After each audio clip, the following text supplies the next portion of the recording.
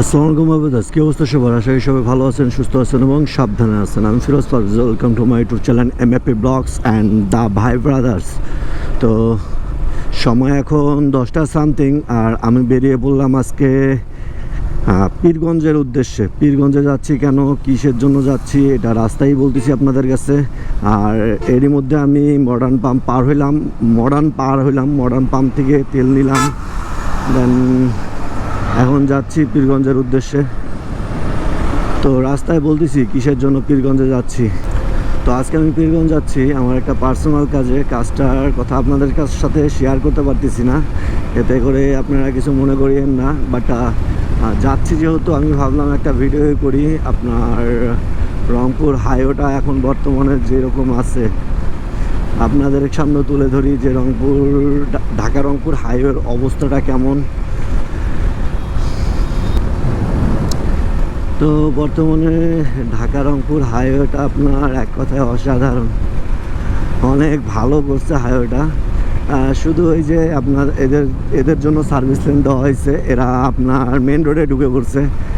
সামনে দেখা যাচ্ছে আরও দুইটা পাবলিক সার্ভিস লেন থেকে এরা ডাইরেক্ট মেন রোডে। এই জন্যই তো, এদের জন্যই বেশিরভাগ দুর্ঘটনা ঘটে। এদেরকে বাঁচাইতে যে বড় বড় গাড়িগুলো আপনার নিজেদের ক্ষতি করে ফেলায়। তো সামনে যে এই জিনিসটা দেখতেছেন, এটা মেবি আপনার টোল প্লাজা হবে। টোল প্লাজাটা অনেক বড় সড়ো করে করতেছে। এটা তো জাস্ট খালি শুধু অর্ধেক, আরও এই পাশে আরও অর্ধেক হবে, তখন আরও দেখতে বিশাল আকৃতির হবে। আর যে সুন্দর রোড করতেছে, আর সুন্দর রোড বললাম, এই যে দেখেন মেইন রোডে গাড়ি চলাচলের জায়গায় তারা আপনার ধান শুকানোর জায়গা বানায় ফেলাইছে। এই ধরনের মানুষদেরকে কিছু বলার নাই ভাই। এই জন্যই তো আমাদের দেশের উন্নতি নাই ভাইয়া। ধান শুকানোর জন্য যেগুলো জায়গা আছে, আপনার কি যেন জায়গাটা বলে, আমার সেটা জানা নাই। বাট আপনারা জানি থাকলে অবশ্যই কমেন্টে জানাই দিন। ওই জায়গাগুলোতে এরা আপনার ধান শুকাই দিতে পারে না। এদেরকে কেন ওই রাস্তার ভিতরে শুকাইতে দিতে হবে? এই যে পলগুলোতে আপনার প্রচুর পরিমাণ আপনার স্কিড করে চাকা। পলে যদি আপনার ব্রেক ধরেন, প্রচুর পরিমাণে স্কিড করে। পলেও আপনার এরা পলটাও আপনার রাস্তার মাঝে শুকাইতে দেয়, ধান শুকাইতে দেয়, ভুট্টা শুকাইতে দেয়। আমি বুঝি না কেন ভাই, দরকারটা কি? আপনারা এই যে যেগুলোতে জায়গায় ধান শুকাইতে দেয় তাই সেখানে দেন। এই যে চাচিও শুকাইতে দিচ্ছে। হরিগঞ্জ বিখ্যাত আপনার কালাভুনা নামে, এই যে সেই কালাভুনার দোকানগুলো। আগে যখন এই রোডটা সিঙ্গেল রোড ছিল, তখন এই পাশে খুব সীমিত দোকান ছিল, সব দোকান ছিল এই পাশেই। আর খাওয়া দাওয়ার পরে এই পুকুরটাতে আমরা গোসল করতাম। পিছনে একটা আপনার আম বাগান আছে, ওখানে বসে আড্ডা দিতাম। ওই যে আম বাগানটা দেখতে পাচ্ছেন কিনা জানি না। হ্যাঁ, অতীতের দিনগুলো অনেক স্মৃতিময়। ঘরের মাথা আর সামনেই মিঠাপুকুর। তো মিঠাপুকুরে থামবো কি? মিঠাপুকুরে হিসাবে থামা লাগে আমার, একটু খাওয়া দাওয়া করা লাগে। খাই দাই না করলে হচ্ছে না। তো দেখি মিঠাপুকুর পার হয়ে কোনো দোকান পাওয়া যায় নাকি, মানে খাবারের হোটেল পাওয়া যায় নাকি, বা খাবারের দোকান পাওয়া যায় নাকি। যাই, ওইখানে থামবো, একটু থেমে একটু খাওয়া নেবো। হালকা নাস্তা হলেও করা লাগবে আমার, না হলে হচ্ছে না।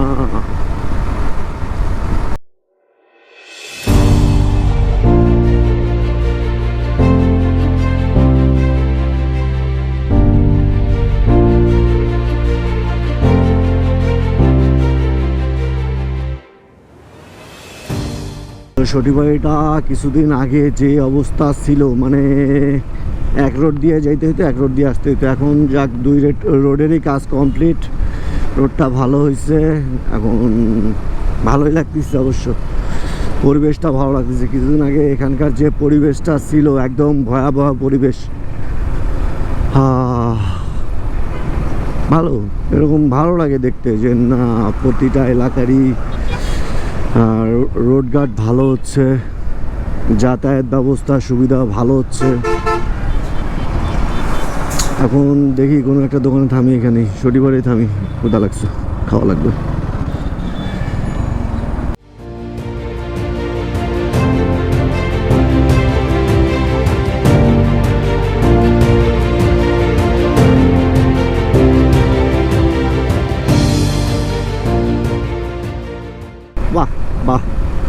এখানে দেখো এনারা ভুট্টা নেড়ে দিয়েছে সার্ভিস লেনতে, আবার আরেকটা বস্তা খুল দিছে। ভুট্টা যে কতটা পিসছিল, এদেরকে একটা বাইক দিয়ে দেন তার উপরে কওয়া লাগতো যে এরা চালায় এখানে। এখন বেটা কেমনে চালায় এখন দেখ কেমন লাগে। এখানে কালো কেন, কি ছিল এখানে?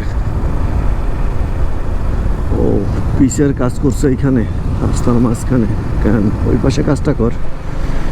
তো বর্তমানে ঢাকা রংপুর হাইওয়ের যেরকম কন্ডিশন, এই কন্ডিশনে আমার একটা ফ্রেন্ড আপনার ঢাকায় থাকে, পলক নাম,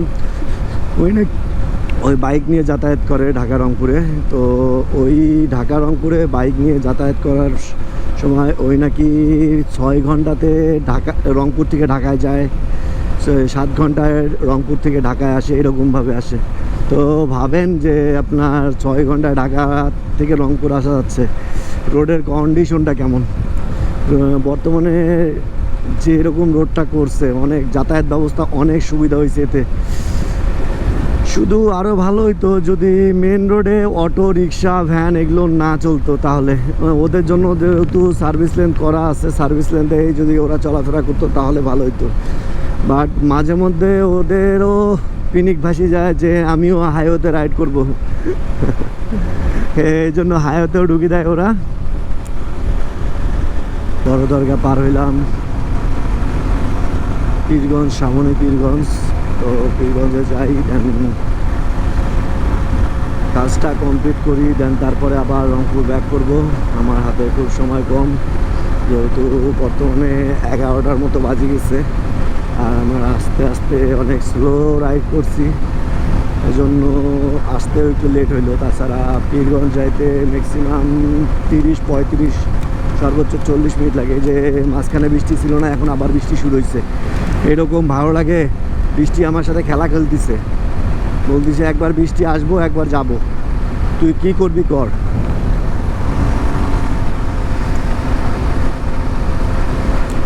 তো দেখা যাচ্ছে যে মাঝে মাঝে আপনার এই হাইওয়েতে আপনার পিচ ঢালাইও দিছে, আবার মাঝে মাঝে কিছু জায়গায় আপনার পিচ ঢালাই নাই। সম্ভবত এরকম পিচ ঢালাই পুরা রোডটাতেই হবে, পুরা ঢাকা রংপুর হাইওয়েতেই হবে। এখনও সেরকমভাবে কাজ কমপ্লিট হয়নি।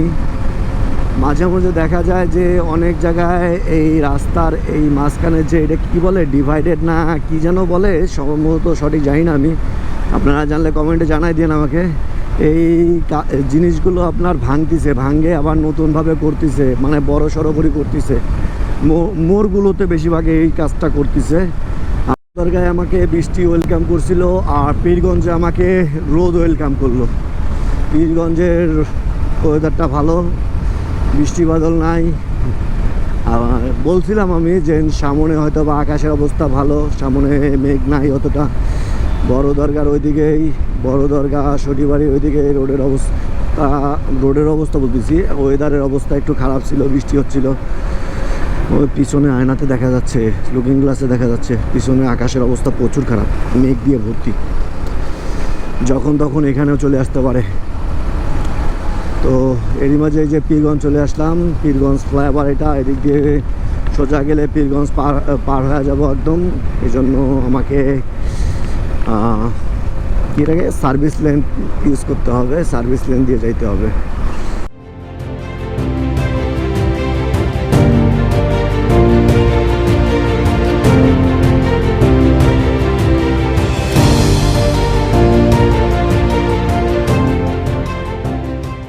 বাহ বাহ বাহ, সেই জ্যাম লাগছে ওই বাসটার জন্য। কিরাম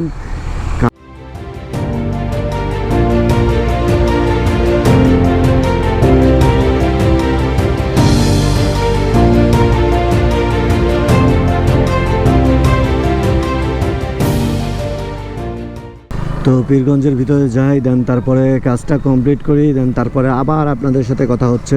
তো কাজটা কমপ্লিট করি।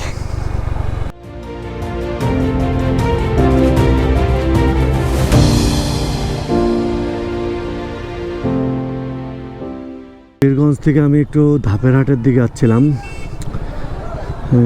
ধাপেরহাট, এখন ধাপেরহাটের আগে কাজ শেষ, সে এখন যাচ্ছি ধাগড়াট থেকে, এখন চলে যাব আর কি।